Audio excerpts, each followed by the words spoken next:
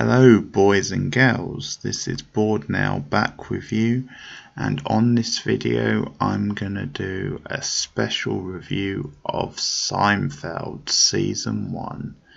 So the debut season, which premiered originally, the first episode was in 1989, and then the rest of the season was 1990. So this is, of course, the show created by Larry David and Jerry Seinfeld, which went on to become one of the most successful sitcoms in history, and it regularly tops, lists of the greatest sitcom ever. Certainly was a real game changer, I think, in the 90s. Really did things very differently to a lot of traditional comedies, played with, kind of storytelling and format. And, just the conceit of the show, it being a show literally about nothing, and they just expand on those mundane details and ideas. I think it fits quite nicely into the kind of shows that were around at the time. Cheers being one of the classic examples, also Frasier.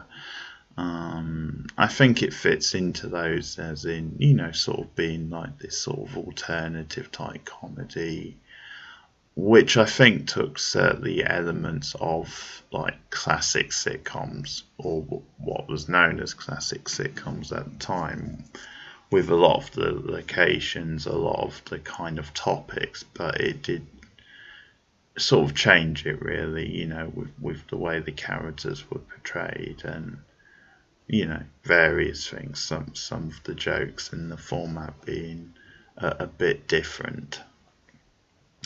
But before I get started, I just want to say a little something about comedies and me reviewing comedies or sitcoms, whichever you want to say. It's not something I do on the channel, or this is the first time really, and that's just because it's obviously very difficult to really talk that much about a sitcom or comedy. It's hard to really have that much to say about them, and that's whether you like them or don't like them. I think you probably end up talking about the jokes, and it depends on the comedy. Some comedies you would have more to say, but generally it's quite hard to have an in-depth discussion. So because of that, I'm going to keep these reviews quite sort of casual, and I won't go into too much depth. I'll talk about, little details overall about the shows and the production, and, give my overall thoughts and stuff. And also because of that, and because, in the case of Seinfeld and a lot of these sitcoms, most of the seasons are like 22 episodes, although you can get through them quite quickly because of it being a comedy and, not having that much to the plot. But in any case, because of, those things, I'm gonna do each season in a video sort of thing, and this one won't take too long because the first season of Seinfeld only has 6 episodes. But I'm gonna do each time, I'm gonna do like a classic sitcom, which I'm generally a big fan of. I don't see much of a point of doing a comedy. I'm not that keen on. And Seinfeld's quite an interesting one because of how it developed over the years. It was a bit of a slow sort of starter. It didn't get into high gear straight away, and it's one of those that changed over the years. It ended up the classic sort of Seinfeld that we went on to, or that fans, I should say, of the show went on to love. Actually, it didn't start out like that. It changed quite a lot over the first 3 or 4 seasons. So it was a bit of a slow starter, in my opinion. I think you do have to get through that first season, and then there's a gradual. It certainly improves in season 2, and then the upward curve sort of continues from there. But I'll get more into that. But the reason I've started with Seinfeld is because, of course, it's 30 years old this year. The first episode airing is 30 years, 1989, as I said. So there you have it. That's a good reason to discuss it. As I said, it's only 6 episodes long, so I'll talk about the format, the fact that obviously Jerry Seinfeld came from a stand-up comedy background, so when he first did this, he was a young comedian, and so the format is basically then at the start of each episode you get a stand-up routine from Seinfeld, and that stand-up routine normally has something to do with the topic of the episode. So then in the middle of the episode you get another stand-up routine, which is kind of, commenting on something that's been happening. And then you get a cap off at the end, so a third stand-up routine. And they did that for most of the show's run. I think they cut it out in the last 2 seasons, I think probably just for time purposes. But it is something which made the show stand out and made it quite unique, broke things up. I mean, I enjoyed it, partly because, I thought the stand-up routines were very witty. But, it does tie into what's happening in the episode. I guess you could say 3 maybe was overdoing it a bit. Maybe 2 would have been a good amount, 1 at the start and then a cap off. But even so, it worked well. It did add something a bit different. And of course, the whole idea is that Jerry Seinfeld, is playing a version of himself, which he freely admits. He said in interviews he's no actor, so it's just as well he was playing a version of himself. And of course it's all about the interaction he has with his friends, and many of the episodes being set around his apartment and the coffee shop and various sort of, places you associate with big city life. But anyway, yeah, originally from what I hear the show was meant to be more of a critique, well, not critique, but a commentary on stand-up comedy and the background to it. So it was originally gonna be more in the style of like a docu comedy, if that's either a term, but originally it was gonna go into Seinfeld's career a bit more, be a look behind the curtain. And in the end they went, I guess, the more traditional sitcom route, where it was just his day-to-day life and the day-to-day lives of his friends. And certainly, his comedy does play a part in that. You do see him on the road touring, you see him playing shows, and his stand-up career does become a theme in the show, but it's not in the style they originally intended. And obviously the way it played out, that was probably for the best. But I guess it's a similar sort of idea we've seen over the years. I mean, Larry Sanders, which was airing around the same time, was more that style than Seinfeld was. So it's interesting to think of what the show could have been. So, I mean, my summary of the first season is that for me it's easily the weakest season. It's really not very good at all, I have to be honest. I think the pacing just isn't very good. A lot of the scenes are very slow. I mean, they're going for this naturalistic sort of pacing where it feels quite realistic and relatable. But I think the scenes just drag a bit too much. I think they just take a bit too long to play out, and the jokes just aren't quite as snappy as they would become, and the characters really outside of Seinfeld just aren't fleshed out that much.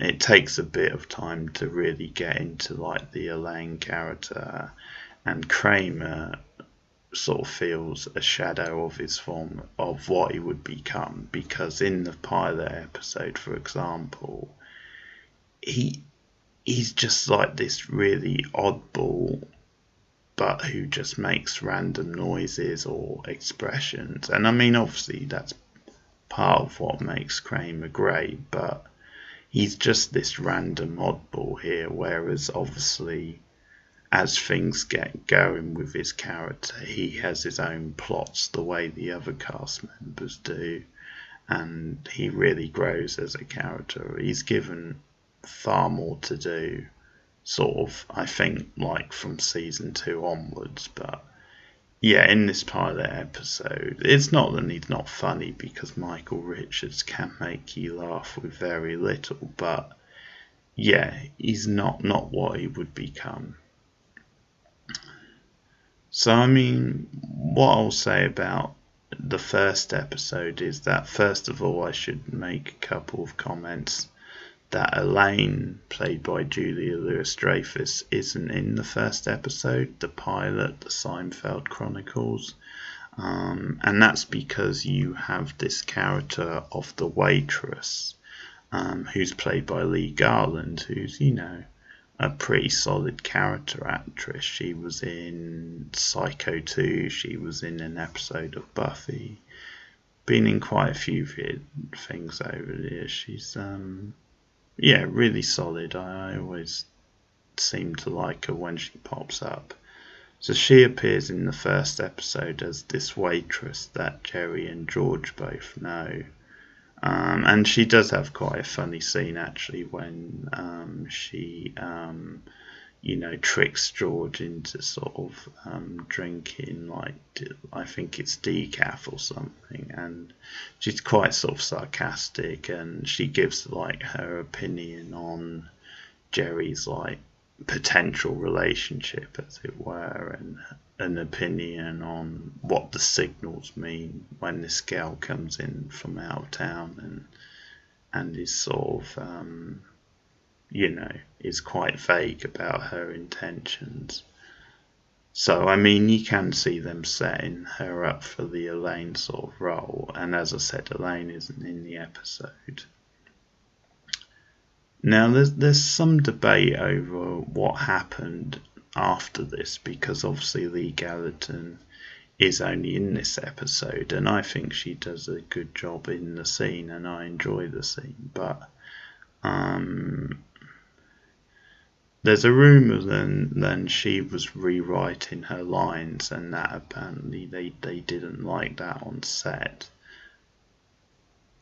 And then there's a suggestion then they just decided to go in another direction just for like creative reasons. You know, they apparently because of the practicality of, you know, just having a waitress as a close friend, because it would maybe be unrealistic. Then she would always be around to talk to them in the way Elaine is, sort of thing. That she would be at work rather than being able to, you know, pop over to the thing. And Jason Alexander apparently has said then Lee Gallatin did rewrite some of her own lines, but then that was never really a big issue on set. You know, the producers didn't seem to have a problem with that. So according to him, it's more, he backs up the story about it was more a creative reason. So it's sort of one of those what would have been. And I like Lee Garrington, but yeah, at the end of the day, you can't argue with history.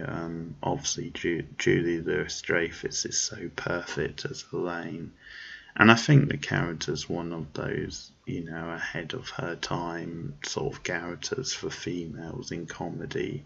When you think about people like Liz Lemon in 30 Rock, she was a bit, Elaine and Diane in Cheers were big sort of leading lights in opening doors, because you see many more women now appearing in sitcoms. It's much more common today than it was in the 80s and 90s. So yeah, history obviously bears out that it was the right decision to go with Elaine and cast Julia Louis-Dreyfus, who appears in the second episode and is fantastic. Another small detail I'll point out is that the opening line of this episode, the pilot, is the closing line of the final episode, the final ever episode, all the way in season 9. It's to do with the top button. So I think it's Jerry making the comment to George that, the top button makes or breaks the shirt. So it appears here in the opening and ends as the very final line at the end of the whole show. So that's a nice continuity, and that's one of the great things about Seinfeld, is these little continuity things over the years that really make it consistent and enjoyable. The pilot itself isn't particularly good. The idea is not bad about, Seinfeld meeting this woman out of town. They strike up a friendship, but he thinks there could be more, but he's not really sure of her intentions when she says, she wants to stay with him, but because she can't find a hotel room, and there's all this discussion back and forth. And it's a nice little idea because it's very relatable about the sort of issues you do have, and trying to read the signs, but also he's trying to be sensitive to her feelings, and obviously isn't trying to be crude and trying to score with her because he likes her. That's actually one of the differences as things move forward, because as things go on, they do make the characters sort of a bit more like cynical and manipulative, where they probably would try and take advantage of someone. But at the beginning, they're actually quite, sort of grounded, quite likeable characters. So the idea isn't bad, but they don't really do much with it. It's kind of a very basic example of the sort of idea you're going to see as things move on.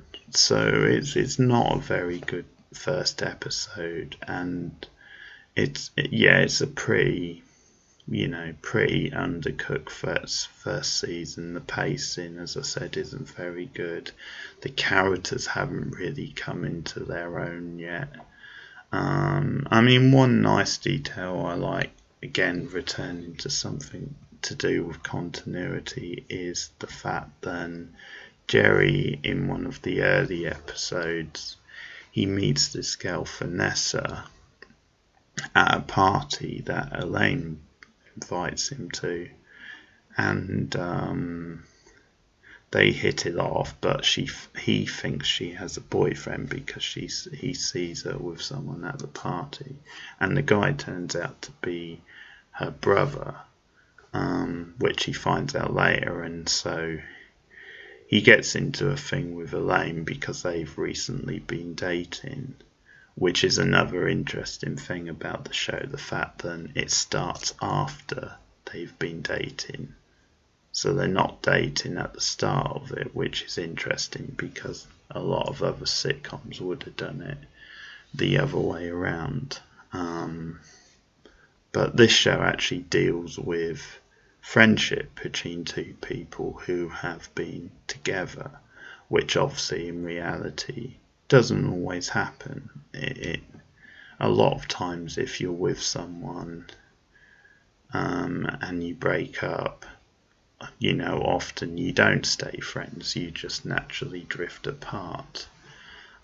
So this is interesting because this explores what happens when you've been with someone, when you split up and you try to keep the friendship. It does actually go into that, which is one of the things I like about the early seasons. But anyway, it's sort of an awkward thing for Jerry because Elaine's there at the party and he's still in this phase not too long after they've broken up where he's worried about